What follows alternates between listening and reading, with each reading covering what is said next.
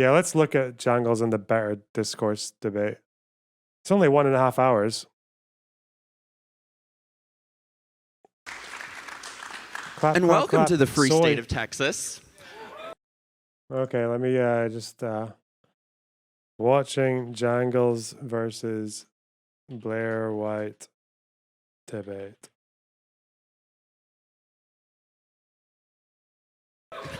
I'm for the People's Republic of New York City, so I'm just happy to be here today. Oh my God. One joke. Trigonometry person, but old Jangles.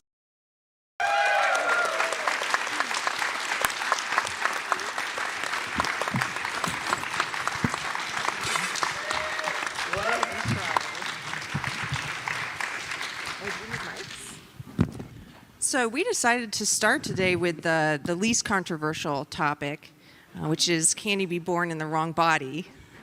A 2019 survey by the Trevor Project found that 1.8% of youth identify as transgender. That was in 2019. Whoa. And that was double the percentage of youth who identified as trans just 2 years prior.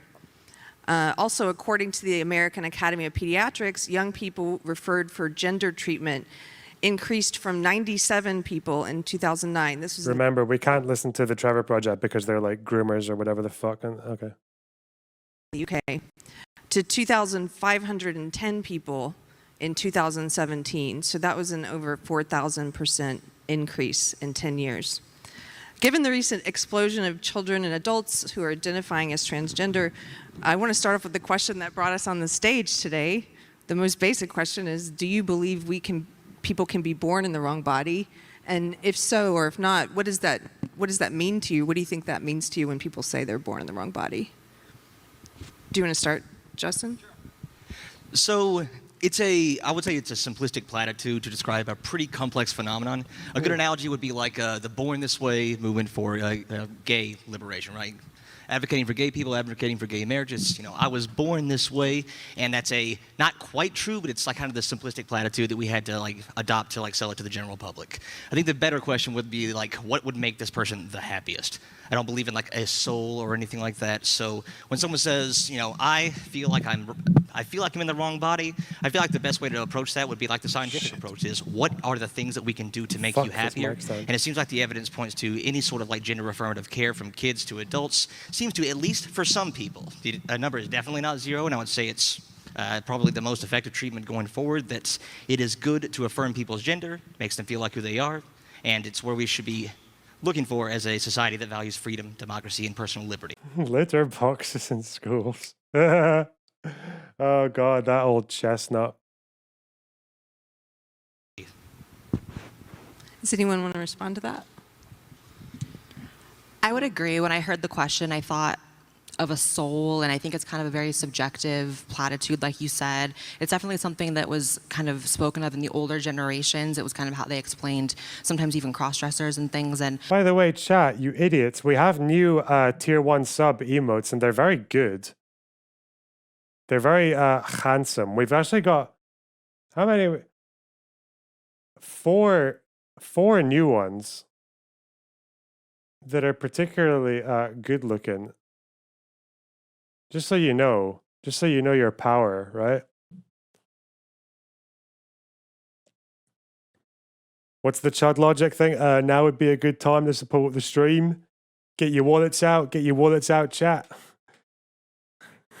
Do you think you got the minerals to stay around here? Maybe you don't got the minerals. Why don't you? Come on, let's go. How would he say, how would he do the Bad Bunny? $5. 5 smackers. I've never really related to the born in the wrong body narrative, because the word wrong, what does wrong really mean? It's so subjective. So I think, again, I actually agree that £5 the correct unless you question got is the minerals. what do we do with people who have gender dysphoria? What is the correct road for them, the roadmap, medical care, etc. And yeah, I don't think I was born in the wrong body. I think I was meant to be who I am, and that just happens to be a trans person. Josh? Yeah. The question, I see this on a philosophical level. I realize that probably most of us here on the stage and most of the people in the audience don't actually believe that someone can be born in the wrong body in that simplistic way. But there are a great number of people out there in this conversation who do in fact believe that and do describe it this way.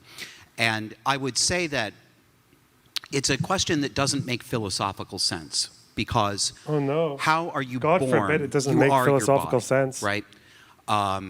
You can feel discomfort in your body. You can feel, I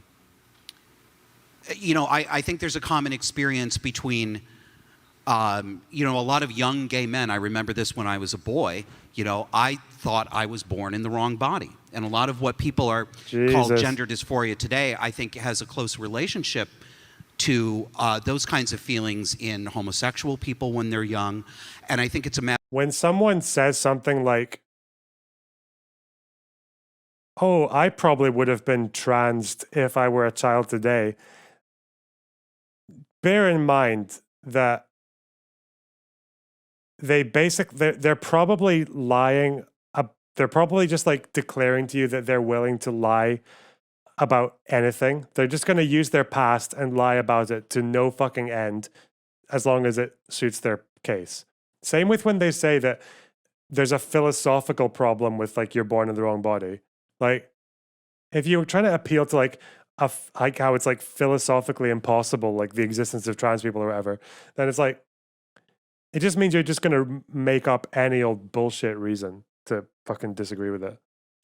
This guy's already given me 2 fucking huge red flags. Like, shit. Matter of rubbing up against stereotyped expectations, but I don't think the idea that you were supposed to be a man but you were born. Just like J.K. Rowling saying she would have been a trans man if she was a child now because she was a tomboy. Like, in this body makes any sense, because if we're going to credit that, then we have to get into ideas of essences and souls that, and I'm not trying to drag it into the religious sphere, but I don't think you can, because I don't think it's a thing that can happen.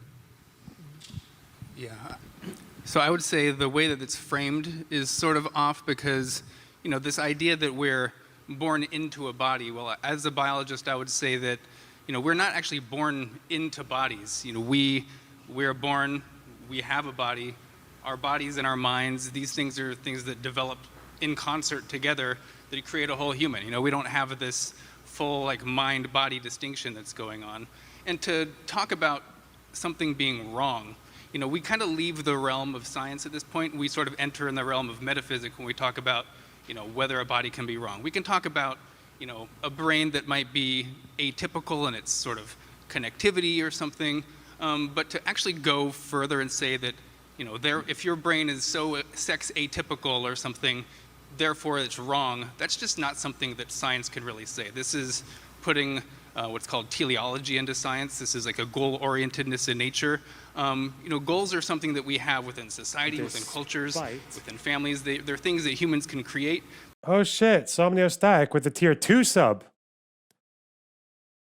Thank you for this tier 2 sub. Wow. Huge. Boost. Oh, you got the wide box. Nice.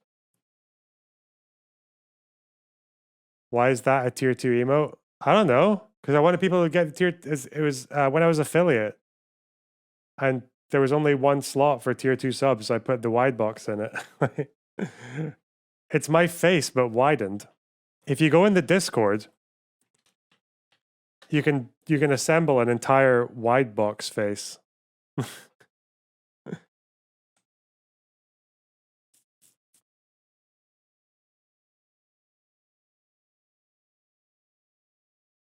Yeah.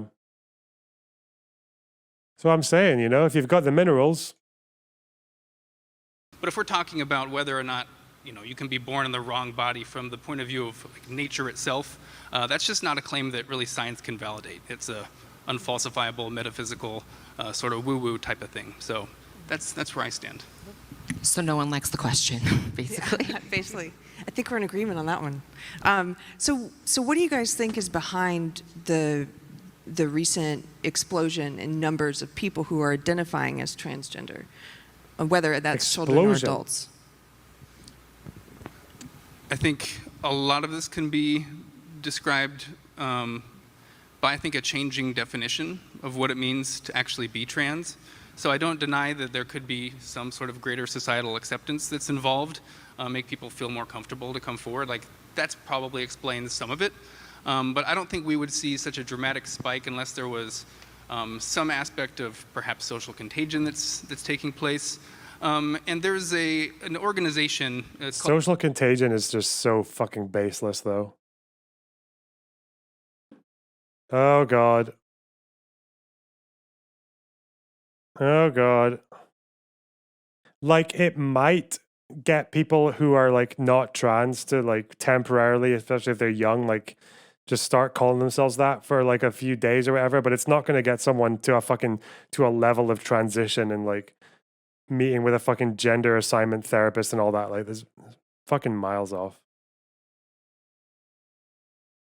called eGale. It's in Canada, and they're responsible for a lot of the LGBT curriculum in schools. And when they describe on a video on their website called, it's called Trans 101, The Basics, the way that they describe what being trans is, and I think I'm quoting them verbatim, they say, if you don't behave the way society expects you to act based on what's between your legs, so based on your genitalia, that means you're transgender. And then they also go on to say you don't even need dysphoria to be considered. Wait, where is he seeing this? The way society expects you to act based on what's between your when they describe on a video Fuck. explains some of it, but I don't think we would see such a dramatic spike unless there was some aspect of perhaps social contagion that's taking place. And there's an organization, it's called eGale, it's in Canada, and they're responsible for a lot of the LGBT curriculum in schools. And when they describe eGale. How do you say that?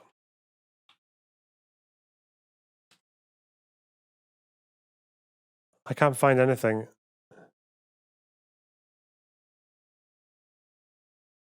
No.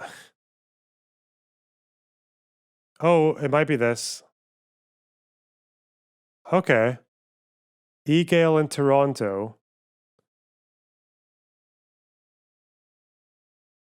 Is this it? What did he say? on a video on their website called, it's called Trans 101, The Basics. Trans 101, The Basics. Okay. eGale.cat. Yeah, that's where I am.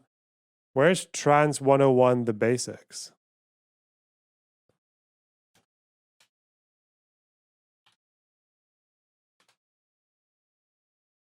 He said they decide most of the curriculum. Is that true? Say it one more time. None, but re. Cute. Sorry. 3, 2, 1.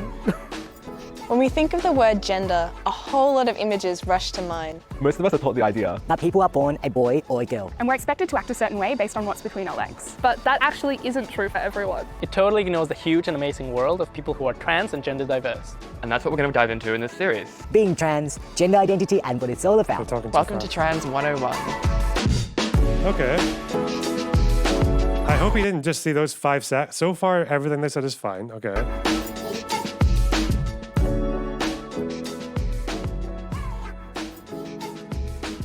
Traditionally, we tend to think of gender as decided by the body we're born in.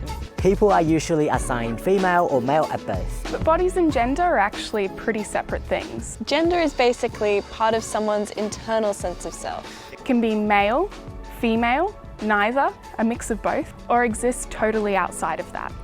A person's relationship with their gender can also change over time as well. The gender we're assigned at birth usually gets reinforced by the people around us over our lives. Hearing things like, be a man, or you're such a girl. It can feel like we're being told who we're supposed to be. Most people feel comfortable with the gender that they're assigned. But for some people, that label never quite fits and doesn't feel right. That's what's called being transgender. Jesus. No fucking... You probably heard the term transgender or even gender diverse. That's when your gender doesn't entirely match the one you're assigned at birth. A lot of people use trans for short. That can mean the gender you were assigned felt meaningless, restrictive, or altogether just didn't quite fit. That might seem like a pretty broad definition, and that's because it is. And the most important thing you need to know, There's no one right way to be trans.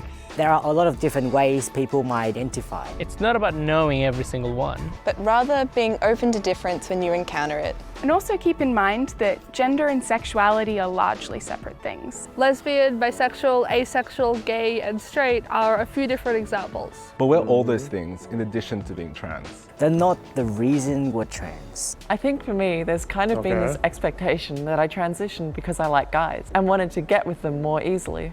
Actually, I'm a super gay lesbian. Super gay. When we talk about gender identity, people often think of two opposing groups. A binary of female and male, and that when you're trans, you go from one to the other. But there's a lot more to it than that. Putting it simply, non-binary is an umbrella term people use to describe gender that doesn't fit squarely into male or female. And this can include people who feel that their gender is a mix of both. Changes often, or is something totally separate. or have no strong sense of gender at all. Different people might use more specific terms to describe their gender, whilst others use non-binary. And trans people who aren't non-binary, who identify as strictly male or female, might describe themselves as binary. There's also a term for people who aren't trans. That's cisgender. Cisgender is a way of saying not trans. You might also have heard it shortened as cis. Being cisgender is when the gender you identify as totally matches the one you were assigned at birth. The term comes from Latin, meaning on the same side as. and is used in contrast with trans, which means on the other side of. It might be a new word to get used to, but it helps us. It's really funny when people say that like cis is a slur. They're like, I'm not cisgender. Like, okay, what are you then? If cis just kind of means not trans, or you're on the same side as male, like, okay. Avoid a contrast of trans people and normal people. And instead, just recognize that being trans or cis are just different ways to be. So if you're cisgender, this is a great word to add to your vocabulary. Transitioning is when someone takes steps to socially or physically feel more aligned with their gender identity. First is social transitioning. Social transitioning involves how we interact with people. Such as coming out as transgender. To ask people to use different words and pronouns to describe us. Or changing the way we interact with gendered spaces, like the bathroom we use. Physically transitioning often involves a person altering their appearance. To what feels right for them. Like clothes, makeup and hair. Or seeking medical support. which can involve hormones or surgery. Transitioning isn't about appealing to other people. Or necessarily trying to look like a cisgender person. It's about a trans person doing what feels right for them. And what that means for each person is different. It's also important to know that transitioning isn't instant. There's a tendency to think of transitioning as something automatic, like there's a fairy godmother who will pop up and magically change everything. Transitioning is a gradual thing. And everyone's different. No two people transition the same way. A trans person's identity isn't defined by the way they do or do not transition. So if someone doesn't feel transitioning is for them, that's totally cool too. Gender dysphoria is an intense discomfort a trans person may feel about physical attributes or the way that they're gendered by others. Gender dysphoria can be on a social level, a physical level, or even a purely emotional level. Dysphoria can be really overwhelming sometimes. Having to live with a body or expression you're not comfortable with can really impact the way you're living. Trans people find different ways to alleviate dysphoria. And the positive impact that can have is enormous. Like transitioning, having dysphoria doesn't make someone more or less trans. And it's not something all trans people experience. Okay. So that's not controversial either. Like, There will be a lot of new words. We often hear things like, that's grammatically incorrect. Is that a real word? Fine, you got us. You couldn't get any store-bought brand name words. So we have to go with garden grown, they're twice as nutritious. In reality, all language evolves at a community level. Every single word. For trans people, we're developing language that describes who we are. Because in the past, either a lot of the words haven't existed, or those that have been created by people outside the trans community. And don't always reflect our experiences. When you're talking about gender and bodies, talk about what you actually mean. People will have uteruses instead of women when talking about bodies. Because some trans guys and non-binary people have those too. Or if you're talking about being a woman, avoid things like people with vaginas and just say women, because not all women have those. There's also never a need to say True. he/she when talking about a group of people. They will do just fine. It's shorter, less clunky, and more inclusive. Using the right language makes trans people feel included, and it's actually more accurate as well. Learning this stuff so you can be more informed is a pretty awesome thing to do. So if you found this video helpful, Share it online so you can reach even more people. And if you want to know more, check out the rest of Trans 101. Full of even more awesome videos about gender diversity. So they're all groomers. Let's find the bit where they said what's between your legs. Because that's what the person mentioned.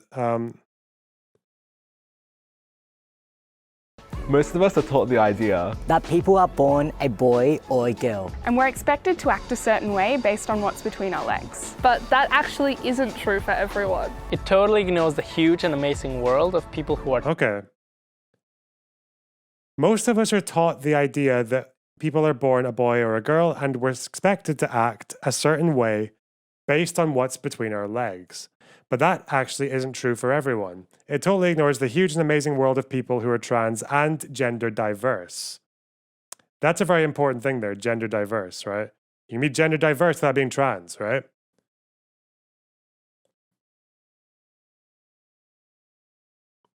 Now, how did this person interpret that sentence?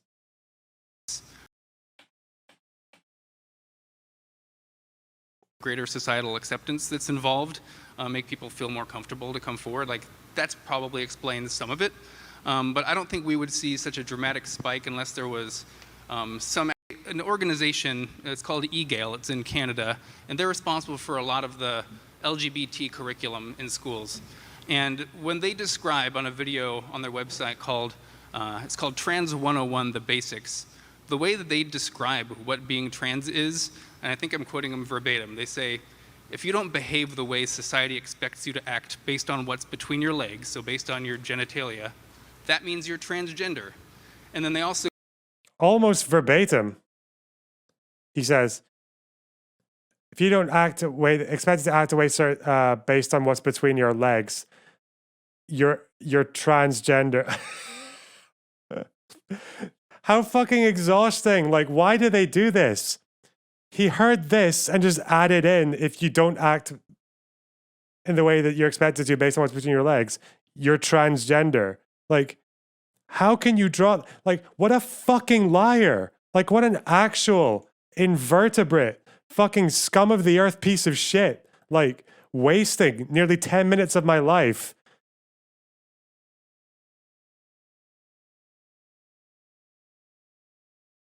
Fuck's sake. Why do they do this? Why can't they stop lying? Like,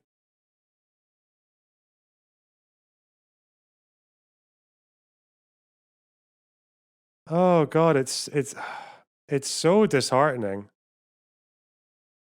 Like, why do they do that? And do I even know, like, can I even see how much influence these people have over the curriculum? Because, like, there's nothing in here, like, fuck.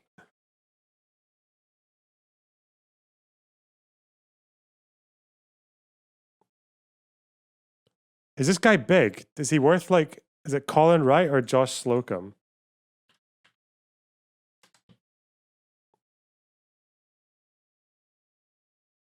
I think it's him. 113,000 followers on Twitter.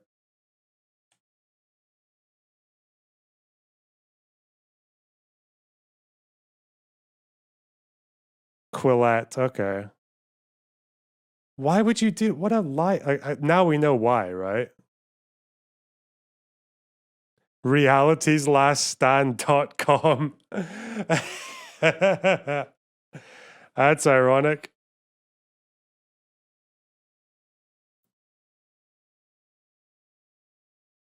Let's see, what's on this bullshit fucking website? Oh. Type your email. Okay. Hundreds of paid subscribers. Now we know. Now we know why you can just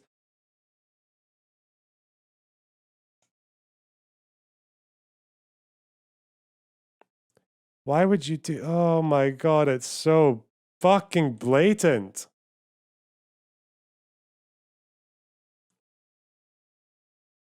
What an absolute fucking hack bitch. Jesus Christ. What a fucking asshole.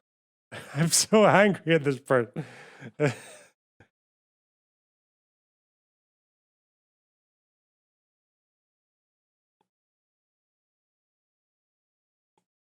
Oh God, I need a like. It's just like the least grifty fucking transfer. Yeah, God.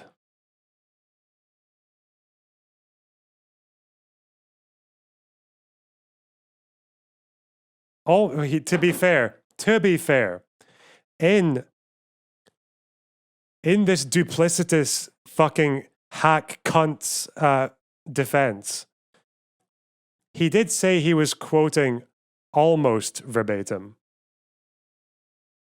And I'm quoting him almost verbatim when I say, I'm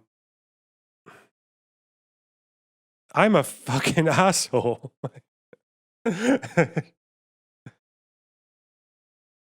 There's this group called EGAL in Canada that influences the trans curriculum. Yeah, okay. Oh God, okay. Also go on to say you don't even need dysphoria to be considered transgender. Now that's true. Okay. And so a lot of kids, I think, are hearing this, and in a very literal sense, this means that simple gender nonconformity can be sort of put into this umbrella of being transgender. There you go, eh? MLB learning from the best in chat. Look at him. Look at him go. He's sitting there right now behind his little fucking computer with his little notepad, like watching this fucking asshole, like, oh yes, okay, 100,000 Twitter followers and a paywalled website with hundreds of paid subscribers. I see you. You're in training. This is a fucking training session for you right now. So I think a lot of kids have seen this sort of new redefinition. And under this new definition, a lot of people are trans. I'm like non-binary by these definitions because I'm not, a complete stereotype of masculinity. So that's it. Yeah, because you're a beta. Because you're a slimy old fuck. All right. How much do you think trans identities are based in gender stereotypes? I think a lot of the older ones aren't, but a lot of the kids that are coming out are based on those. Yeah, for sure. Yeah, you'd be hard-pressed to find like a trans advocate, or especially someone who's like a trans specialist working in a clinic, who would say that simple gender nonconformity means that you're the opposite gender. It's going to be a lot more complex than that. Gender identity clinics don't just treat kids who are definitely transgender, but they're also treating kids who aren't behaving in a way that is stereotypical, and that's causing them distress. Like they come to the, hey, I'm not doing the things all the other boys are doing. All the boys are making fun of me. I like girls. I like playing with girls' toys, and so they go to the clinic not necessarily to be diagnosed as trans, but also to like talk through these feelings and why it's okay to be gender nonconforming, why it's okay to not adhere to societal stereotypes. So in the modern conversation around trans issues, yeah, they're not based in stereotypes. It's way more complex than that. It's not just what your behaviors are. It's like who you are. Like where is this coming from? So I think there's enough of historical precedent to say pretty sure that this is not a new thing, that gender identity is not a new phenomenon, that it is rooted in biology, because if it's not rooted in biology, if gender identity isn't rooted in biology, what is it? Is it supernatural? Cybernetic? What else would it be? Can I say, I think it might be helpful for us to do a little bit of a definition check. What exactly do we mean when we say trans or transgender? And what exactly do we mean specifically when we say gender identity? I'm going to make a guess here. I may get it wrong. If I'm hearing you correctly, I believe that I disagree. I don't believe in gender identity, meaning I don't believe that there is an essence inside people that tells them internally and is part of nature and part of the history of the universe that you are essentially a man or essentially a woman. I know that many people do believe that. I prefer to think of it as personality, inclinations, possibly sex role stereotypes, but I don't accept the construct gender identity. And I don't accept the idea that there have always been people that have a particular gender identity that is at odds with their sex. I think throughout history, there have been people who have felt various levels of discomfort in the sex role stereotype and want to take on traits of the opposite or somewhere in the middle. But gender identity, what exactly do you mean by gender identity? Gender identity is just your gender that you feel deep within your heart. Now, here's how I can think. No, wait a minute, though. That's circular. I know, I'm about to help you explain it. So we're two gay men Jesus Christ. on stage. So our sexuality is rooted in biology, and it's probably rooted in this notion of sexual drive for the purposes of reproduction, right? So at some points in our development, probably prenatal, probably while we were in the womb, something got crossed, and we are not attracted to the opposite sex for the purposes of procreation. Contained within that is a recognition of your own sex for that same purpose of procreation, right? All right, I need to know that I'm a man in order to find a woman and then procreate with her. So the same thing for sexuality, where wires can get crossed in a certain way with gender identity. That sense of who you are does have kind of a biological basis. It does have a biological use, and human beings are complex, and I think it's good to celebrate that complexity rather than just denying the experiences of a apparently growing number of kids and adults. And I would just say really quickly, I don't accept the biology-only explanation for homosexuality either, so we may disagree on that as well. So gender identity is very much real. It's something that's been studied for decades and decades. That's why we have gender identity disorder, which is now called gender dysphoria, and they keep changing the ballgame. This is clearly associated with some sort of mental condition that does cause you distress with your biological sex. So I think people definitely do identify with... You know what, like even if you couldn't prove, because you can't do it now. As far as I know, you can't brain scan someone and find out whether or not they're trans. Like we only come up with these categories insofar as they're useful. Like, so if such an enormous number of the it's like you've got millions of people in the world feeling a certain way about their gender, then yeah, it does become real. Like, what else is it? Like, is it fake? Or is it just like not real in the sense that like we can't measure it in the same way we can measure like the number of rocks on a fucking cup or whatever? Like, yeah, mass hysteria. And not to mention the historical precedent as well. In the same way that like, I'm pretty sure in like, there are like Viking graves where you can find like people who are buried in male coffins with like female skeletons. Or like graves. Basically they had like different graves for men and women. But sometimes you would see like, very occasionally you would see like a female skeleton in like a male grave and vice versa. So gender in a way that isn't simply based on stereotypes. I think that you guys are kind of talking past each other in the sense of, I think traditionally transgender people have been understood as something more biological, and it's rooted in gender dysphoria, biology. I think that, as Colin stated, the definition gets so stretched that now there are a lot of people that do relate it to stereotypes. You see documentaries of parents who are allowing 4- and 5-year-olds to take on the identity of a girl if they're biologically a boy. And the reasoning they typically have is that they... Jesus Christ. Oh, yeah. Shattering the dreams of people, of trans people who think... Shattering the dreams of Blaire Wright who thinks she has a female skeleton. Okay. Yeah. I mean, her bones will have changed with estrogen. But, yeah. They like the color pink, that they like Barbies, etc. That is definitely watering down the definition skeletons. of what trans is and historically has been. There are studies showing that, you know, trans women's brain anatomy is sometimes similar to that of biological women. A lot of those studies are squandered by people who say they're controversial. So who knows if we'll get more of those. But there's definitely something biological. There was no reason for me to feel trans at 4 years old, but I did. Obviously, it took me many years to figure that. 4 years old. God damn it.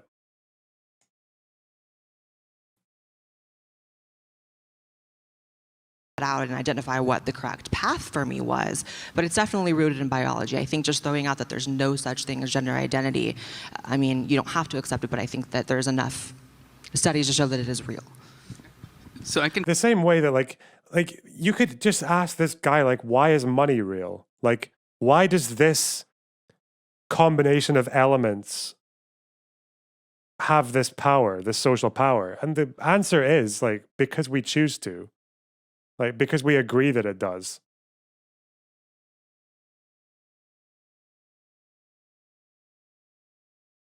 If anything, yeah, if anything, money is less real than gender. Like the elements that go into the coin and the banknote or the like digital, like that's all real. Like that's all real data and shit. But it's not like it's only real because it's only has the use that it does, the functionality that it does, because we decide that it does. I can take sort of a middle ground, possibly. Like I do think that some people have what they might experience as a very deeply seated internal sense of being a man or a woman. I don't think everyone has one of those things. I think that's some things that some people feel very deeply and some people don't. But I think that there is differences in definition that we have. So I think that can be a real thing that people can experience. But then, as I mentioned, like these organizations like eGale that are literally defining gender identity being trans based on if you're not acting the way society is expecting you to act based on what's between your legs, then you're trans. Now that's really just rooted in stereotypes. And I know maybe that's not a definition you're using, and that's fine. But the organizations that are making these claims, you know, if I disagree with those and if you disagree with those, we need to make sure that they hear that we disagree with those definitions, because a lot of kids are hearing that and in their brains is reinterpreting these as strict gender stereotypes. So I'm just the messenger. I'm just saying what they're saying. You know, like this isn't necessarily my position on what it is. I just feel that this is probably a big reason why we have a lot of kids that are claiming to be trans. And then unfortunately we have a sort of a medical establishment that I don't think has really caught up to this definitional change. And so we're sort of beginning to medicalize, or at least beginning to push people down that process of medicalization who are simply just gender. I can't listen to a fucking word this guy's saying now because he's just such a lying snake. Non-conforming. Yeah, now he thinks people are getting transed against their fucking will because they're gender non-conforming. Like, okay, but you see what he's done there. He fucking heard that first quote, or deliberately misheard, like so deliberately misheard that quote about like about doing the way you're expected to based on what's between your legs, and now he's just taken that one lie, builds the other one, that now if kids are getting transitioned at higher rates, it must be because they think all gender non-conforming kids are trans. Like, this guy is done. He's at the point of no return. Now everything he says and believes is built on two incredibly fucking false premises that he can just go on and say that shit. Like, what a fucking write-off of a human being. Like, shit. In the definition of what trans is, there's also like a cultural meaning too, the way people have viewed transgender people as. This is why like disinformation is so fucking toxic, because that one like slimy fucking misquote gets him to say a whole bunch of other things as well.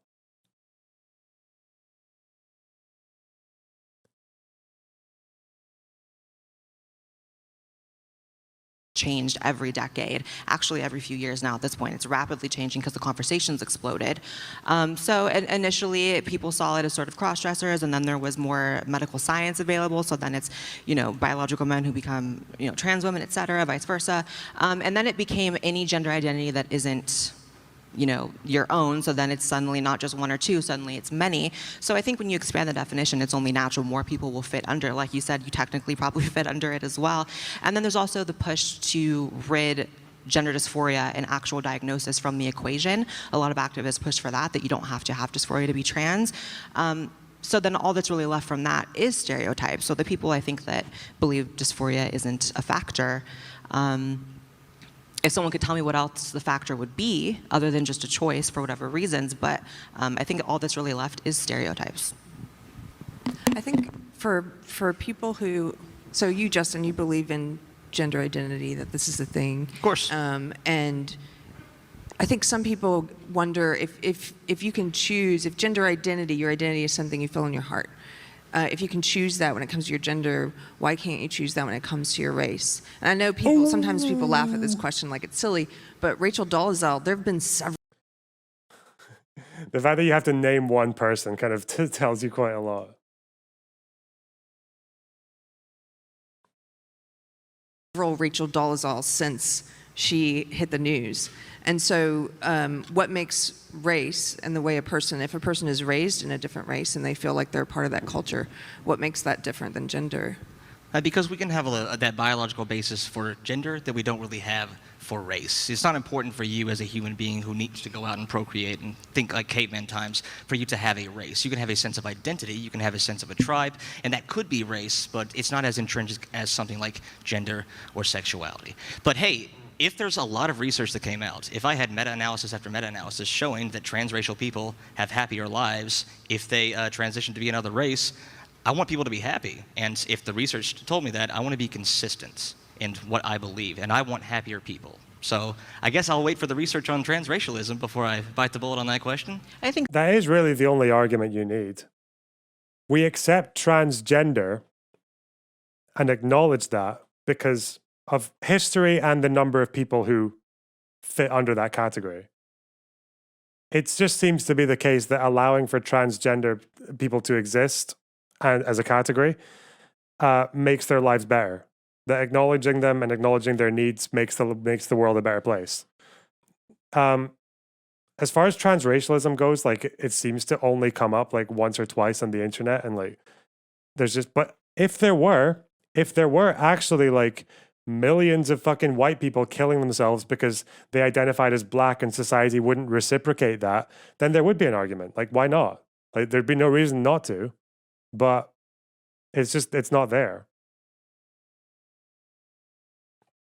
Because these are categories. Like every word we use is made up by humans, and its meaning is made up by humans, and its meaning is not set in stone. The meanings of words can change. And it's just the argument, like if you want to change one of those words, you have to make the argument for why we should. I think that is the main difference, is that there's a very long historical precedent and scientific precedent for gender dysphoria. I keep going back to that because, again, trans is just an identity, but you don't have that same, maybe it's just not a topic heavily researched, but, transsexual people are a group of people that have been around for a very, very long time. So you have. By the way, it's not as if like transracialism is a completely out there concept either, though. We actually do translate transracialism from the top down over time. Like, it's still to this day a very niche racist idea that Southern Italians and Southern Spanish people are not really white because they've got too much fucking Moorish blood in them. But like, that used to be basically status quo. It used to be status quo that Irish people were like more physically black than white, and that's like, and we changed that. Like, what did we do? That's us showing that like the social malleability of race. We do it with mixed race people as well. The way that a black person can fuck a white person and their child becomes black, not mixed, or not like it becomes okay to call them black but not white.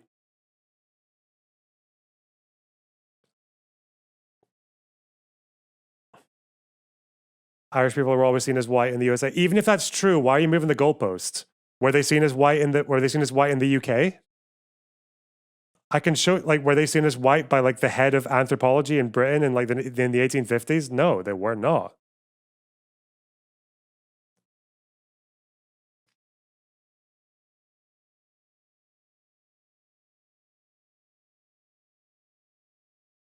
I'm pretty sure they weren't seen as white in the US either, but anyway.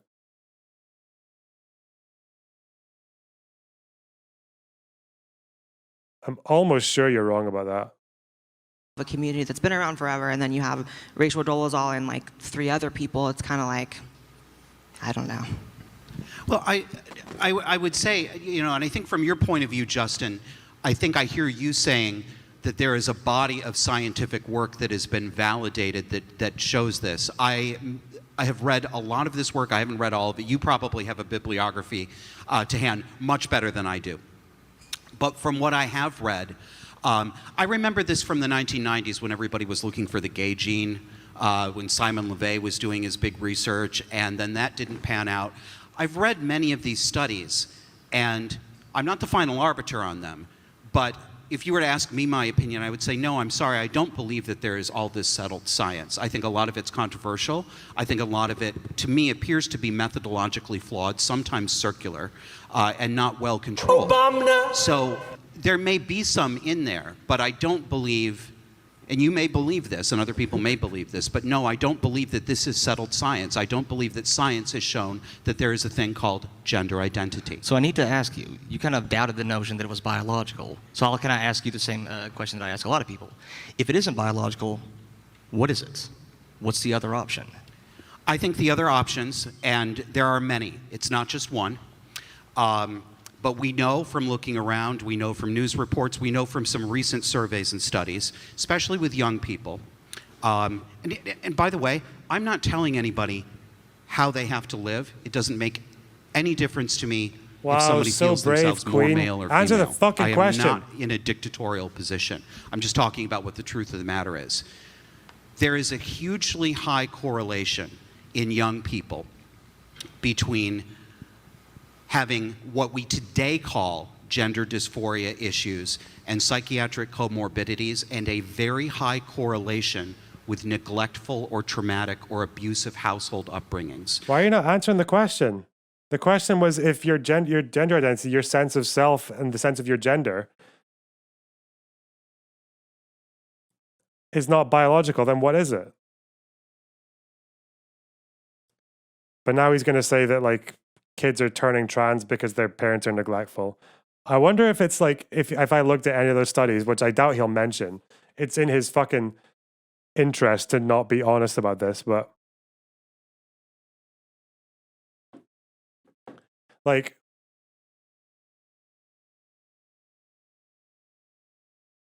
if he could just like, yeah, if he could name one study, I bet you would look at it and find out that the correlation between trans youth and abuse is that trans kids are more likely to get abused. Like, okay.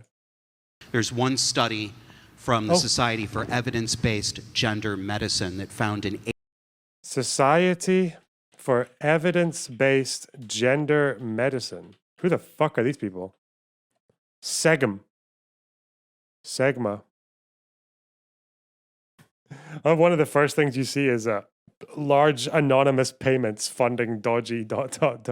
Okay. What do they say? 88% correlation between children who were diagnosed today with gender dysphoria and having multiple other psychiatric comorbidities that appeared to be based in attachment and trauma problems. Okay. This would, I need to see if the abuse came from before. Because I imagine the study just won't, wait. Attachment and trauma. Whoops. Where are we going to find this?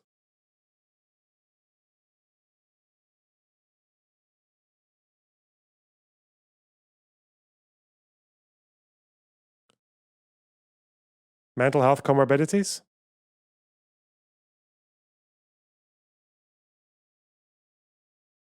Rapid onset gender dysphoria? Okay.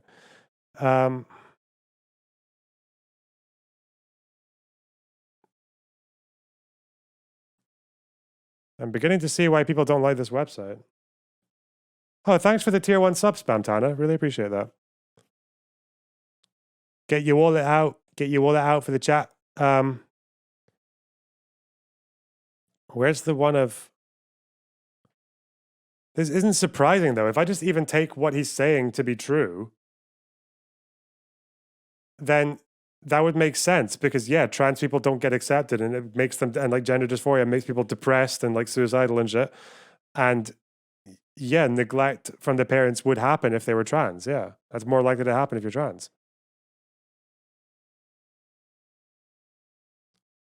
Is this it, maybe?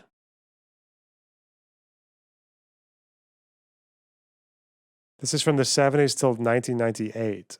Oh, that's a no.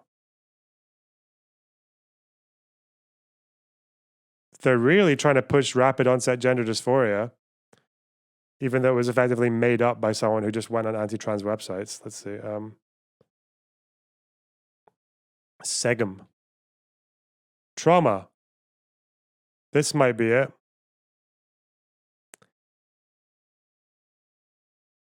The current study investigated attachment representations and complex trauma in a sample of gender dysphoric adults. Although it has been proven that the psychological well-being of gender diverse persons is largely mediated by family acceptance and support, research on their relationships with parental figures is scarce. A total of 95 adults took part in the study. That's not that many. The attachment distribution was as follows: 27% secure, 27% insecure, 46% disorganized. Regarding early traumas, 56% experienced 4 or more traumatic forms. Gender dysphoric adults showed significantly higher levels of attachment disorganization and polyvictimization relative to controls. Comparisons of subgroups defined by natal gender showed that trans women, compared to control males, had more involving and physically and psychologically abusive fathers. I wonder why that would be. All right, yeah, whatever. Like, they don't even, fucking hell. It's not the whole answer. There's also autism. There's also social. The abstract contradicts them, does it? I thought you just said there was a correlation between being trans and coming from an abusive background.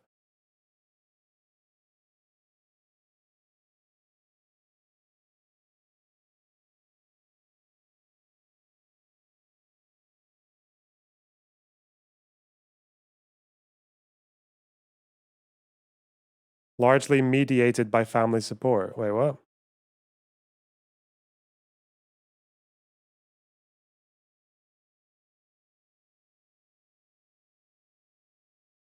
Wait, what?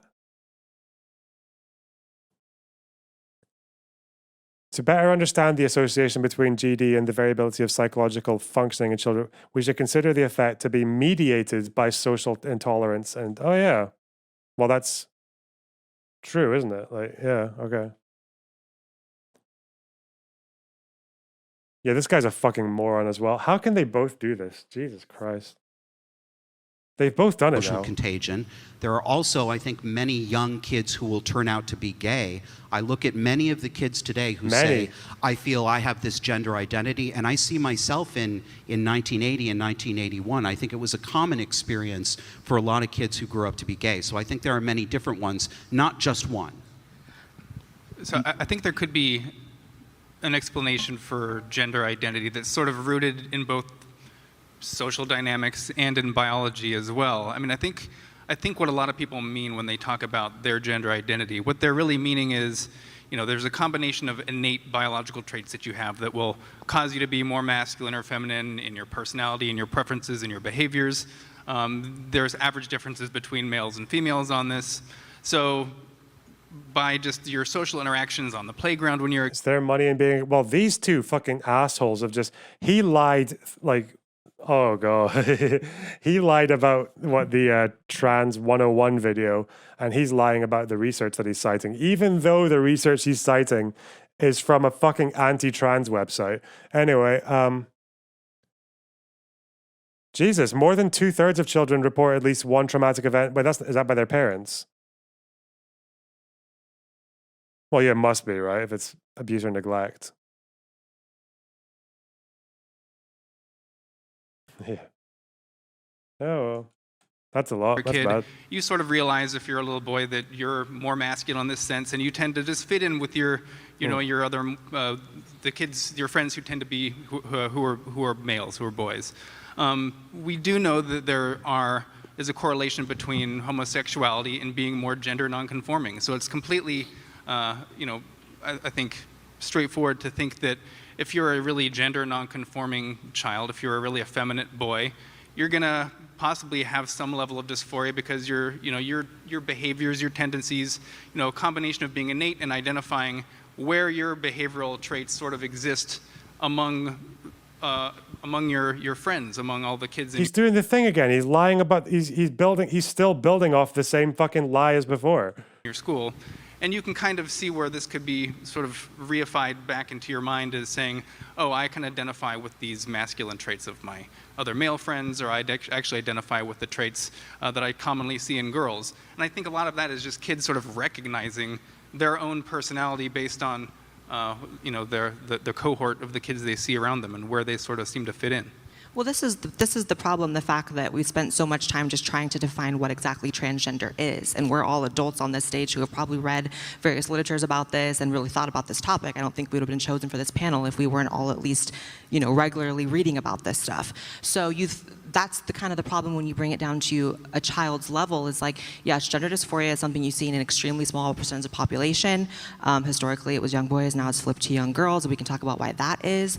And you're right that there are, in a lot of these cases of kids now identifying, it's often linked, I think 45%, there's been a few studies that show that it's linked to a traumatic event, which to me, I don't think that that is the same thing. And I think the fact that we get so confused about what trans is, doctors are people, therapists are people, teachers are people, these kids' parents are people. So while it may be true that a very small fraction of these kids will grow up and, live as a trans person, transition, maybe be all the better for it, I think that it is also true, and you can't deny that there are some people, and kids specifically, that are slipping into the cracks that would end up just being effeminate gay men, etc. A lot of the narratives of my childhood of liking certain things, behaving a certain way, are mirrored by gay men that I know. And the only difference is they kind of grew out of it, and mine persisted so intensely that I had to act on it, and it was a good thing to do. But yeah, there's kids falling through the cracks because we can't even cement the cracks for ourselves yet.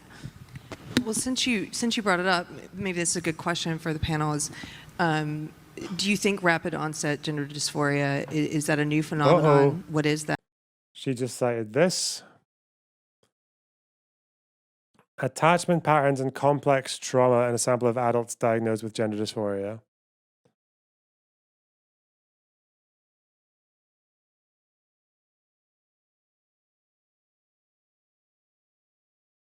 This is the same one that the guy mentioned. Did they mention the same study? Anyway, let's go on to the rapid onset gender dysphoria. How is it different than... Like this is, I know this is complete. Oh, John 2 Beats. Thanks for the Prime sub. Appreciate it. Hey, I'm trans, I'm here. Hey, Sister Rose, how's it going? We're watching people say dumb shit about trans people. Nice. What we used to know about gender dysphoria. Yeah, so historically it's been studied that, it's, I think, 2 to 1 showing up in young males throughout history. And now it's flipped to 2 to 1 females to males. So, I mean, there's a lot of reasons why we can speculate that would be. I think social contagion is one aspect of it, not the entire story, but one part of it, because I think what you see is it popping up in a lot of friend groups, which doesn't seem so organic to me. I certainly didn't have people in my life as a kid that were also experiencing these things. Not saying it's because they were in the closet, right? Like, again, like when you see this, it's like, did the friend group decide to become trans, or did they realize they were trans and then seek out trans friends, like online and shit? Possible, but you're seeing cases of parents sometimes. There's a popular YouTube vlog channel called the Saucony Jolies, and the dad came out as trans, and then the 6 months later, the 7-year-old kid comes out as trans and is now talking about blockers, and so I think that it can be taken on. Wow, one family, got him. Huge research. Partly due to social contagion and just a lot of other things, like, it's showing up in populations of young girls that have eating disorders and body issues and cutting and that sort of stuff. And I think that there's some overlap there. But I don't think that any of that erases that there are actual trans people who feel that way from young, study it until they're older, make a choice as an adult and for themselves. And I think that that is still valid. And I think that there's just an explosion of consciousness about this issue right now, and people are talking about it more than literally ever. And so everyone's kind of just right and wrong at the same time about everything. So rapid onset gender dysphoria doesn't seem to be a meaningfully consistent explanation for any of the things that we're seeing, especially the social contagion. So Lisa Lippman, who's the author who originally came up with rapid onset gender dysphoria, came out with a follow-up study a few years ago with data that was collected around the same time. And in doing so, and I have to say, I don't think that study is worthless, but I do think it was heavily biased towards to get a certain narrative that she wanted to push. And even with that heavy bias, and even studying only detransitioners, only the people who are going to be most likely to have quote-unquote fallen victim to rapid onset gender dysphoria, she found that the vast majority of the detransitioners that she talked to did not have another trans person in their friend group. So if you say social contagion as in like, oh, I hang out with a lot of trans people and that's what kind of made me want to be trans, and we've all made fun of cis people, this wasn't borne out in her own data. As far as like social influence, I think it would be dishonest to say that there's no social influence, but social influence doesn't have to be a bad thing. If we were born 70 years ago, I don't know if we would have come out as gay men. we would have the same biology coming into it. Of course, genes manifest themselves in an environment, so maybe we would have suppressed that a little bit more. But we might not have come out as gay. We might not have had that identity. It's good that we have gay role models. It's good that we have an ideology that we're pushing on our children, that it's fine to be gender nonconforming, and it's fine to turn out as gay or bi or pan. It's all that is fine. So social contagion doesn't necessarily mean a bad thing. I think that social influence and social contagion, as you said, isn't necessarily an inherently negative thing. I agree. But the difference when we're talking about trans versus, you mentioned like gay, bi, pan, all that, is that trans is associated now with young teenagers and people who are not properly developed mentally making medical decisions for their bodies that are going to last a lifetime. So I think that that is the main difference. I understand why so many people get frustrated when you conflate gay and trans, because they are so different. If you have a 12-year-old going on puberty blockers that's never going to be able to bear children, it's like, yeah, you can say the influence wasn't necessarily bad, but that person still can't have kids because they were influenced as a kid. And I would say, but you can okay, puberty blockers are not as safe as people like thought they were a few years ago. Okay, they can have side effects. Like any medication can have side effects. It's just that when you make it like a medical decision, every doctor considers the side effects.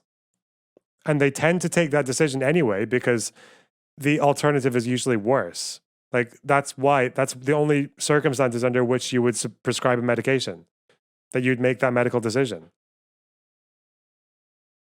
I don't know why,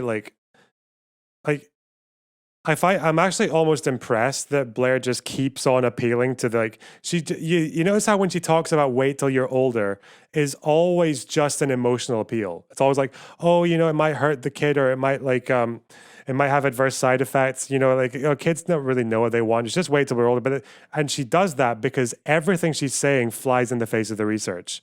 It's just that doctors generally do take that approach. But they also recognize that some people they're going to get coming to their clinics are going to be in a situation where the best option for them, even at the age of 11 or 12 or 13, is to go on puberty blockers and then transition. Because otherwise they might die or whatever else.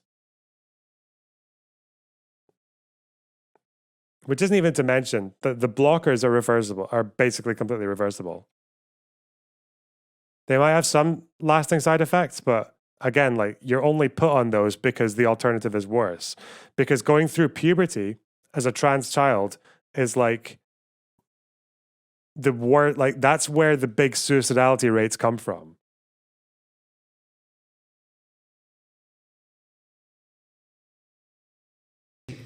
Justin, I think you're right. It's much less likely that we would have been able to come out as gay men 70 years ago.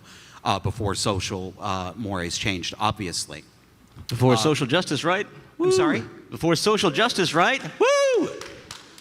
Well, it depends on your view of social justice. I'm sure we don't play the crowd in a fucking better chud course TV, whatever. But I'll find some brand of social justice we could get behind.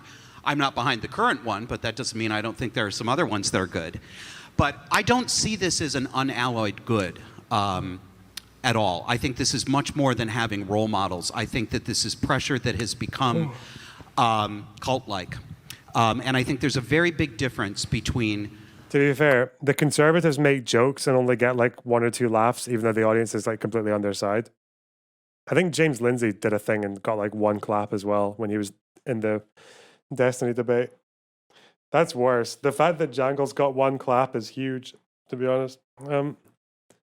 Creating a world in which it is socially acceptable to be an effeminate boy or a tomboy or a butch girl. And I remember that world being created during my young years in the late 70s, in the early 80s. I remember Free to Be You and Me. I remember when Legos were advertised in a unisex way.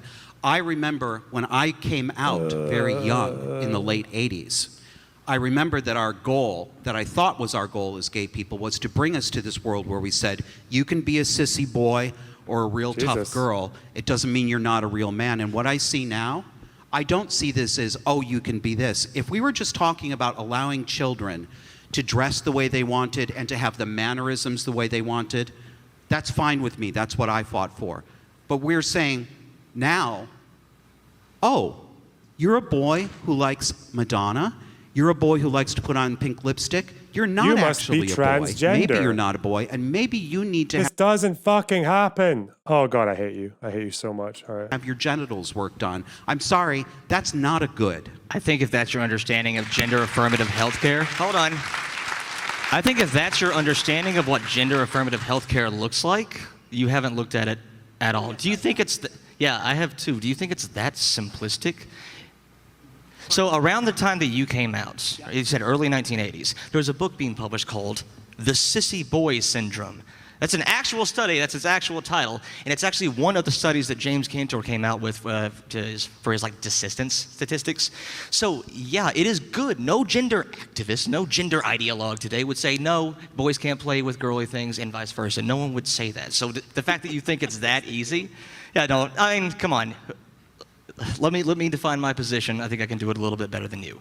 So gender affirmative healthcare does mean exploring all these gender nonconforming behaviors. Gender identity is not about your simple behaviors and preferences. It is deeper than that, and it is rooted in biology. And everything is rooted in biology because otherwise it's cybernetic or supernatural. Those are the only places it can come from. They're going to manifest themselves in different environments, and I want to create an environment where kids are the most likely to be happy. I don't necessarily want a cis kid. I want a happy kid. And gender affirmative care says, hey, if you end up being cis, that's what makes you happy? Fantastic. You're trans, that's also fantastic. You're somewhere in the middle, you're non-binary, you're just fine being a gender non-conforming kid? Awesome. I want that happy kid, and I think the research supports me. So I think there is like a defensible position that you can have that's, you can reasonably defend about certain safeguardings regarding kids being put on hormones or whatever. But there's also sort of these Bailey arguments, the ones that we see out in the public a lot more, and the ones we also see in the classroom, I think, too.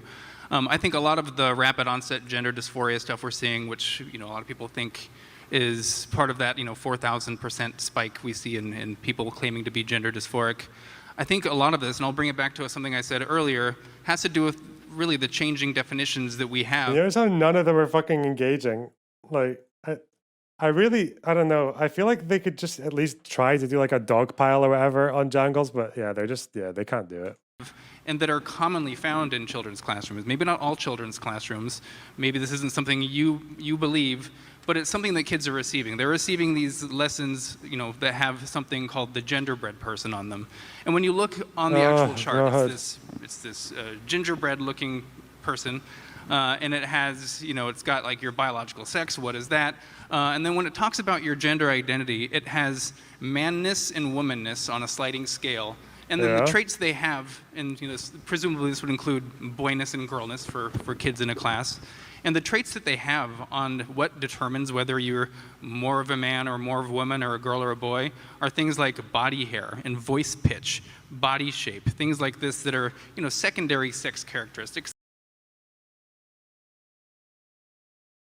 Where's that? Gender expression is how you demonstrate your gender. The way you act, dress, behave, and interact. Where's body hair and shit?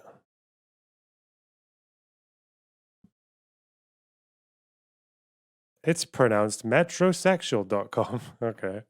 What?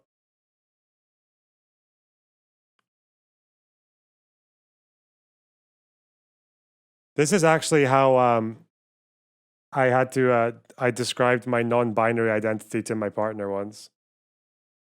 If you have a huge bush, you're automatic. Yeah, what the fuck? Okay. When I was describing my non-binary identity to someone once, it was like, I was just kind of saying like, most of the time I'm around here, but sometimes I'll kind of come over here a little bit.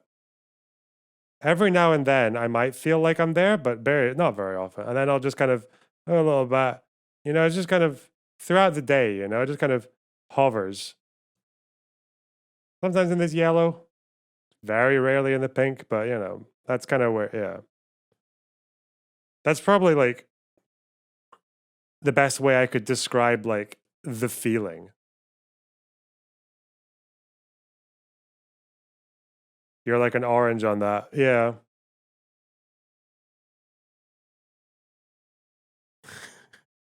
You're far right on all of those.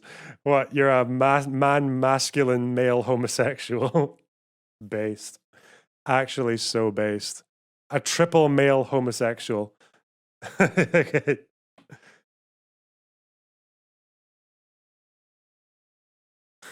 I didn't say it. Giga male. Like men everywhere. That's the fucking. That's the straightest. Didn't see the last one. Copium. No choice now. Rapid onset giga homosexuality. The characteristics we get when we go through puberty, but these aren't necessarily what define being a boy or a girl or a male or a female. So this is what kids are receiving, okay? They're receiving lessons like this, and those are rooted in not just sort of stereotypes of masculinity and femininity, but also anatomical features that they have. So you can get, you know, so the takeaway message from a lot of these that a little girl might see going through puberty is, you know, I don't have large breasts. Does that make me less of a female, less of a woman? These are the kind of messages that I think a lot of. He's still building off of the first fucking lie. You don't present in the way that you're expected to based on what's between your legs, therefore you're trans. That's the fucking thing that he made up at the beginning, and he's still going with it. What a fucking cuck. Oh god, what is that? I love this shit, it's so deranged. I love shit like this, it's so deranged. Okay, wait, what?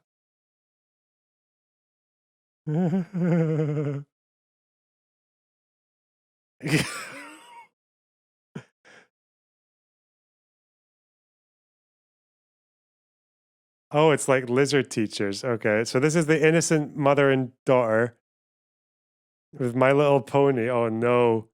Bronies. And then the gingerbread.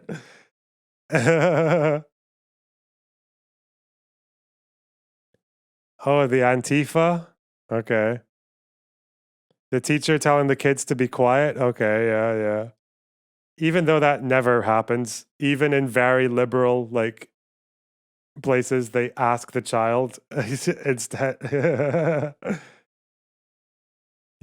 You don't encourage the child to stay quiet. You fucking ask them.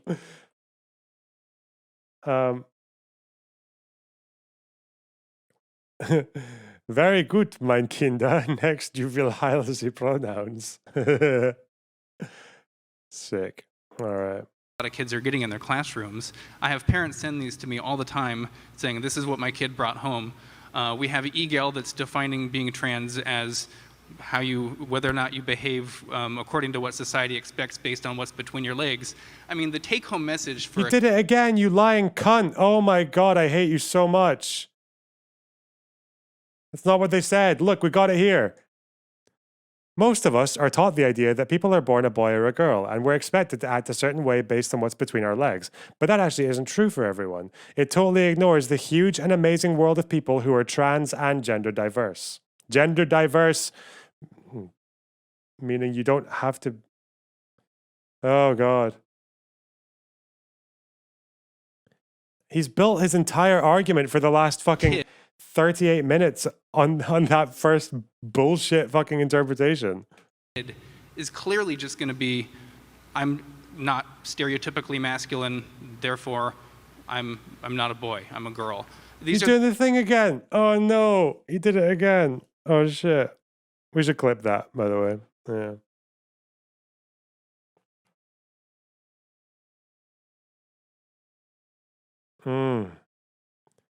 Fuck this guy. Like, what was his prep? Like, was his prep just watch whatever, like 20 seconds of this video, lie about it, and then just invent shit on the spot during the debate based on the first lie? That was it. That was his debate prep.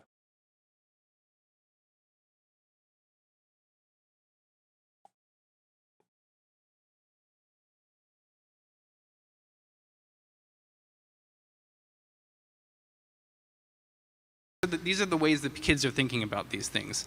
I think there Debate prep is for nerds. Yeah, nerds who don't want to get kicked off for accidentally saying slurs. Shit. are more defensible ways to talk about them. Oh, I'm sorry, I didn't But I mean think this to. is broadly the message that a lot of kids are getting, which I think is responsible for this One the job. huge spike All right. in gender dysphoria or purported gender dysphoria that we're seeing. This is why, as much as I'm really not trying to downplay you guys' experience of coming out and being gay and from the generations that you guys are, but the trans thing is just so different. And I feel like there's such a different ethical conversation to be had about 12-year-olds getting surgery, about 12-year-olds being on blockers and having health complications for the rest of their life. And if they're lucky, no complications, but they're still medicalized for the rest of their life. When you're trans, you have to take hormones forever. You do not stop. I don't know, we don't really know what happens when you start that at 12 or 13. You can list all the possible, problems with Lupron and different medications, but, the plastic surgery clinic that I used for my entire transition is located in Plano, Texas, which is a suburb here in Dallas. And I was there recently supporting my friend who was getting surgery, and they told Where's the fuck? I really want the scene.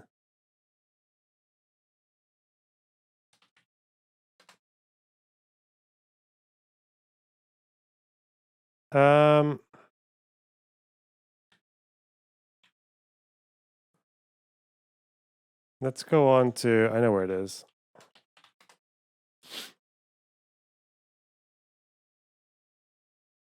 told me that due to the new laws in Texas banning kids from getting surgeries, they were having to turn a bunch of patients down. Some of them as young as 12 years old who were getting double mastectomies. That's breast removal. That is permanent. That is not reversible through any other means other than implants, which are not breasts. So I think when you have kids that are altering their bodies forever, the conversation is just so different, and you have to take ethics into consideration. I think you're absolutely right. Yeah, of course. So the reason I'm comparing gay and trans is because, like, from a social movement perspective, like, there are some similarities, but of course, like, your sexuality is going to be different than your gender identity, and that could possibly, like, gender identity might possibly lead to some sort of medicalization. Actual footage of Majorly Based at his debate today. Of Majorly Based debating Sonsul. You know what y'all's problem is on that whole topic? You haven't gone woke enough. All right? You got to talk to the super woke gender activists who say you can look any way, act any way, and your gender identity is just what you feel. You haven't gone woke enough. That's your problem. No, but I do think... Now, Jangles needs to acknowledge how much of a Weasley little fuck this guy is, but he can't because you'd have to, like, look up we only know because we looked up that video he mentioned, but, like, it's quite esoteric, like, oh fuck. I don't think you need that though. I think you could just call his bluff. I think if I didn't even know the video, I would say, like, this is not, like, the consensus. Like, no way. I think that it is a good conversation to talk about and the nuances of it. All of us want better research. All of us want more scientifically informed answer. I don't think anyone would disagree with that. But we're not going to get there if we have half the conversation being, is gender identity real? No, we have to move past that. It is real. It's absolutely real. So now let's talk about what we do with that information. We can't have this information. Maybe I should at him on Twitter. Let's just do it. Fuck. Let's just see what happens.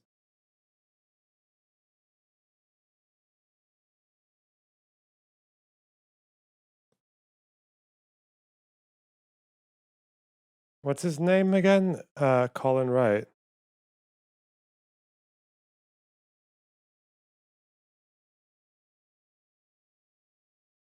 Very unlikely to happen, but shit.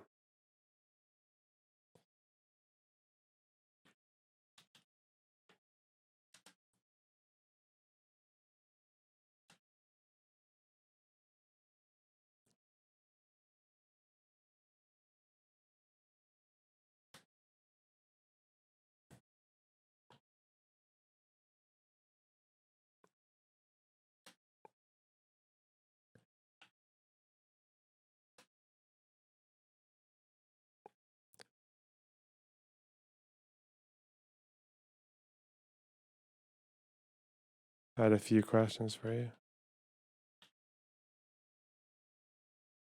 Would you care to chat?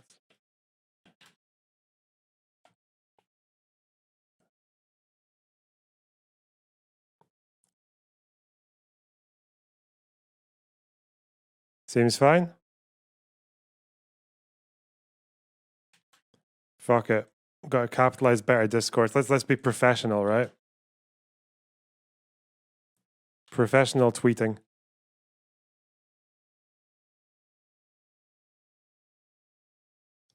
Let's aim high. Reach for the stars.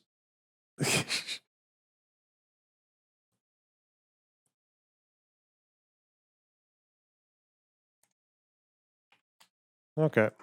Information about like, hey, maybe there's this organization who's putting out a ultra simplistic, confusing, and probably scientifically I doubt he's going to talk to me. It's very unlikely, but shit. incorrect version of a video to kids explaining gender identity. We can talk about that, but we also need to like talk about how like Florida is saying that no, you shouldn't socially transition your kid at all, despite the fact that that is what the research says is the best, and that's not even medicalization. It's actually it's a good example again of like that. Maybe in the Libs of TikTok video I could use it. Because it's a really good example of like the hyper reality thing again. Or not even, oh shit, I don't even know what you'd call it. Maybe that's more like simulacra. Yeah, it is. That is, yeah, because it's like, it's the content of the video, like gone through the filter that is this guy's brain, comes out a completely different thing. And then the rest of the argument just becomes a copy of that copy of that copy of that copy until you're like, you're so far off reality now that you're just like, this guy's view is that any gender non-conforming kid is like susceptible to being transitioned just on that basis. Yeah, I might include him. Fuck. It's not going to hurt to let a kid socially transition, but they're blocking that from the conversation. I want the best evidence. I want the best way forward. I want the most scientifically informed position. Like he's just spent this whole thing arguing with a figment of his imagination that was born out of a video that he watched and misread. Like that's it.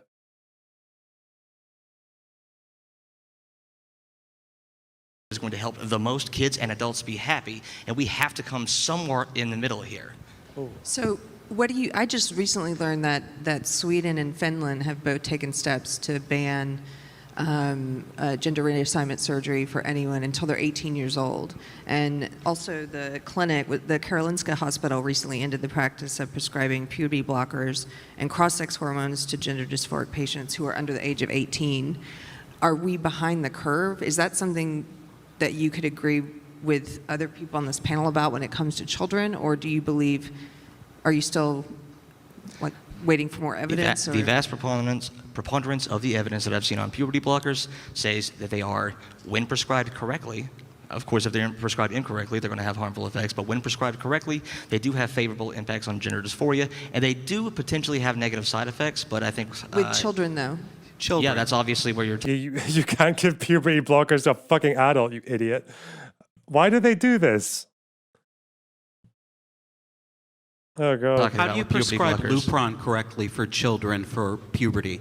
What is the way to correctly prescribe a chemical that artificially blocks the puberty of a child? How do you prescribe that correctly? If the outcomes are better than them not doing it, perhaps. How do you prescribe that correctly? Fuck off. By talking to the psychiatrist, talking to their endocrinologist, talking to their gender-affirming team, and seeing if this is the best option forward for this individual child. That's how you do it. You do it because the evidence says that it helps the kid. So there are times... I think you need to speak like a bit more like human language when you do this. You just say like, okay, I know it's uncomfortable for you. Okay, I know it upsets you. But if you're a doctor, gender dysphoria can be so pronounced sometimes, even in a youth, that the choice for the doctor is prescribe them on puberty blockers or leave them to die.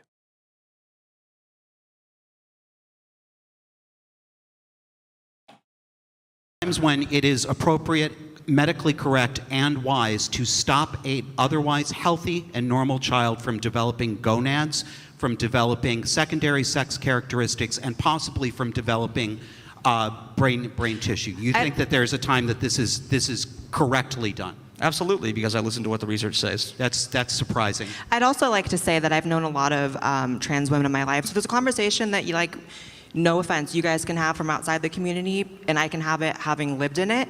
And there are a lot of people that I know that transitioned from blockers and hormones at a very young age and had... I think Jangles, like, if he's being directly questioned there, needs to, like... He needs to use the space that he's given a lot more. Don't just say the research. Like you're in an audience of people that like is so turned off by the idea of like research and appropriate sourcing. Like you have to make the argument like more logically or just in a more simple kind of like layman's way. Because you can make that argument. Like the audience would agree that gender dysphoria is probably a horrible thing to go through. And you've got Blaire Wright sitting there who can't really deny it because her whole thing is about how horrible gender dysphoria is. Yeah, you need to just make like you need to make like a much longer argument there than just saying the research, because that's not really going to fly. Let's see.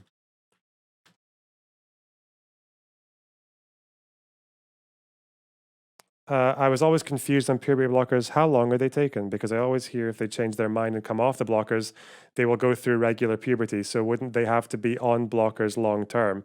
Well, yeah, because a child, like the whole point in puberty blockers is doctors understanding that kids might not want to commit to a decision. It might not be wise to just yeet them into a transition without giving them time to decide. So what they do is typically they prescribe them on puberty blockers. I think Lupron is like, I think it's up to 6 months.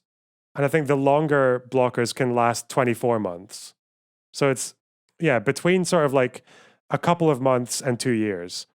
And that's when there's constantly like psychiatric reviews, medical reviews to basically see whether or not they want to transition after a certain point, or if they want to come off the blockers, in which case I think there's like a hormone supplement that follows, and then they just go on to have their puberty like later. But yeah, typically it's like blockers are about delaying puberty, because the idea is if you're a trans woman especially, then if you go through your puberty, it's so much harder to go through gender affirming care, because puberty has already done the masculinization of your body. And especially if you want to like feminize your face, it can cost like tens of thousands of dollars to do that. Which is why ideally, if you're a trans woman, like you kind of want to have that transition before puberty. That's why the blockers. But you don't want to have it so young that you can't make a strict decision. So the blockers allow them to get older, to mature, to sit on the decision for a long time. So you get the best of both worlds. You get the fact that they're a bit older and more mature, but you also get that they haven't gone through puberty and have basically made transitioning like a million times harder.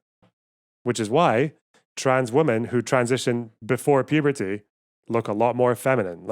Because they haven't gone through that surgery. They haven't had to go through the surgery, and they haven't had to experience like the testosterone wash that makes like them, like the clockable thing. And for their voice as well. Oh yeah.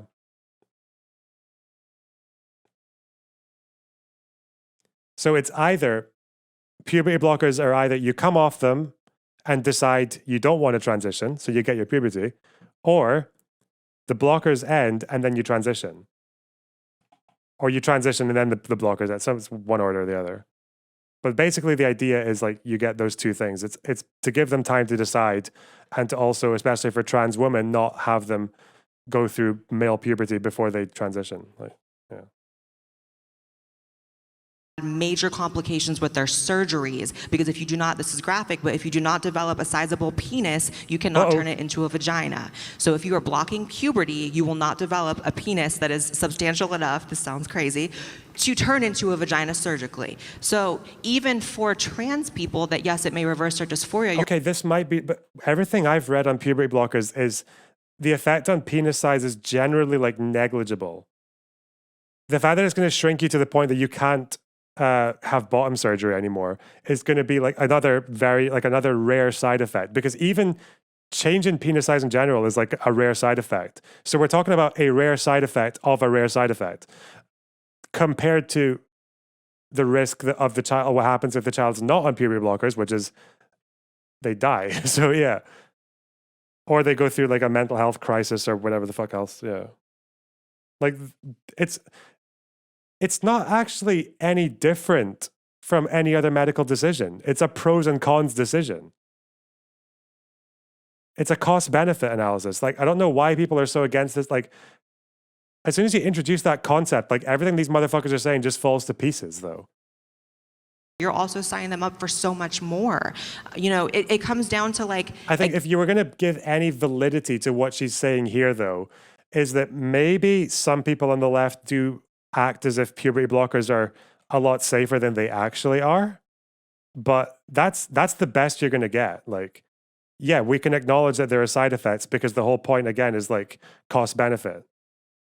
What are the side effects of the puberty blockers, and what are the effects of having a gender dysphoric child go through puberty?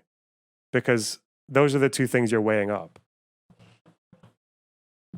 And if you're like, because you can say that the left might downplay the side effects of blockers, but by the same token, Blaire Wright is effectively downplaying the effects of puberty on gender dysphoric children, because she's downplaying the fact that she's just ignoring it.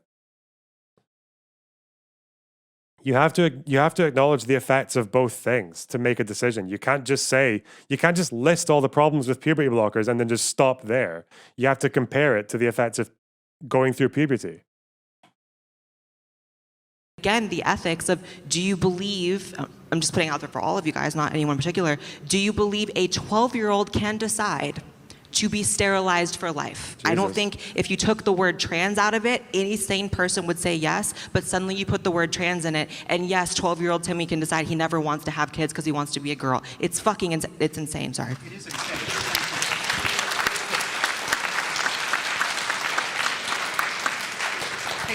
I'm going to go to one of the other reasons this has been in the news a lot lately, and I think for the most part, we see... If you want to use that loaded language, then yeah, I can just say, like, can any doctor, like, knowingly make the decision that they're increasing the chances of a child killing themselves? Like, it's fucking insane. Fuck, I'm sorry I said fuck, cunt, shit. I could just, yeah, you could, if you want to do that game, you can do that too, yeah. Seem to all agree, at least when it comes to adults, everybody's cool with people living how they want to live, bitch. as long as it doesn't impede on your rights, right? I think, are we all in agreement on that? So recently, this came into the news though, because in March, Leah Thomas became the first trans woman to win women's NCAA, did I get that right, sports people, championship in swimming. Should trans women be allowed to compete in sports with biological women? If they've gone through puberty, no. And that's the difference. I mean, there are people who we've been talking about transition before or during, and I think that it's a bit different. But by and large, especially when it comes to adults, Leah Thomas is a very classic example of someone who should not have been competing against women. You know, it's weird because suddenly you have to like really care. Oh God, I just opened Twitter.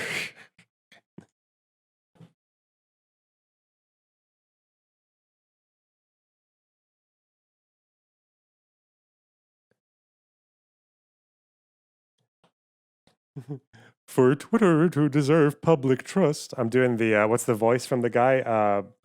Don't Look Up. For Twitter to deserve public trust, it must be politically neutral, which effectively means upsetting the far right and the far left equally. Can we not do dumb shit like this? Set a good TOS and ban whoever offends. Stop trying to do this silly, well, both sides lol need to be affected. Duh, yeah. True. Okay. What would that look like? What would a TOS that... Okay, I don't know. Like, imagine that being the goal of your TOS. Like, I want to upset communists and Nazis equally. Okay. About like women's sports, and it's like not something I typically care about. I'm not trying to be offensive, I just don't. But I think that a lot of people support it just based on not. I'm so easily amused. Big soy. Like, he is, let me... He's just a virtue signaler.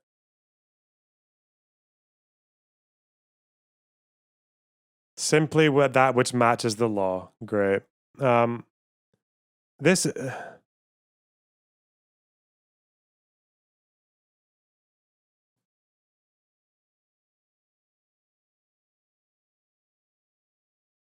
Space shit. Okay. Free speech is the bedrock of a functioning democracy. Oh no. Great. Wow, so brave, Queen. The legal thing is so dumb.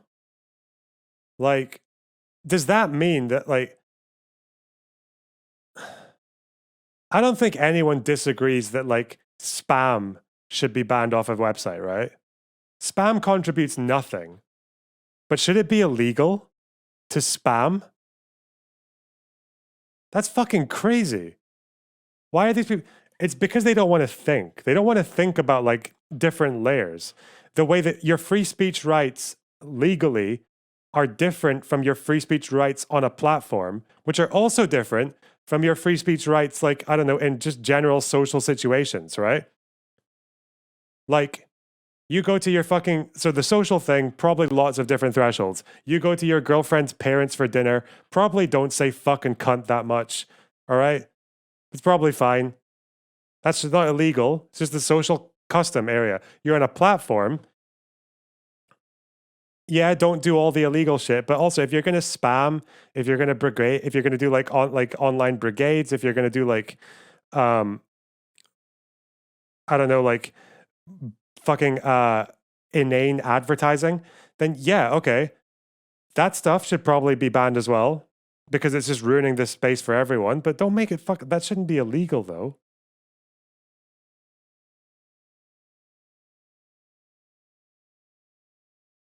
Not wanting to be seen. But yeah, the problem is these people only have like 8 brain cells, so they can't accommodate that extra layer of nuance.